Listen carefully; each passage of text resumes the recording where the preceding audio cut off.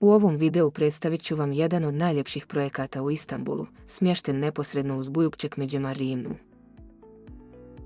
Buyukçekmece je obalno područje mramornog mora na europskoj strani Istanbula. Projekat je poseban zbog svoje blizine moru i jedne od rijetkih plaža s plavom zastavicom u Istanbulu. Uz plažu se prostire 10 km dugo šetalište, omiljeno odredište za opuštanje i rekreaciju.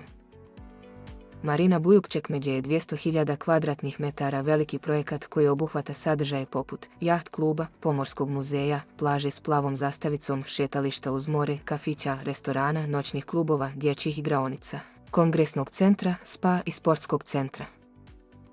Prednosti lokacije uključuju blizinu međunarodnih škola, vrtića, univerziteta, bolnice, apoteka, tržnog centra, aerodroma Istanbul, Ki Istanbul marine, džamije, muzeja, šetališta uz more i plaži. Ako tražite nekretninu u blizini marine s navedenim pogodnostima, Real Estate nudi ekskluzivni projekat Arija Marin udaljen samo 250 metara od mora. Arija Marin nudi spektakularan pogled na more i bogate sadržaje.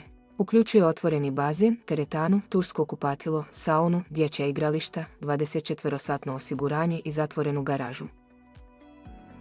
Arija Marin pruža priliku za ulaganje u budućnost s očekivanim rastom vrijednosti do 80% do završetka izgradnje. Uz povrat ulaganja od 5 do 7% godišnje kroz najam, vaša investicija radi za vas. Dostupni su različiti tipovi stanova od 45 do 148 kvadratnih metara, što čini Arija Marin privlačnim za različite investitore. Kontaktirajte nas za više informacija.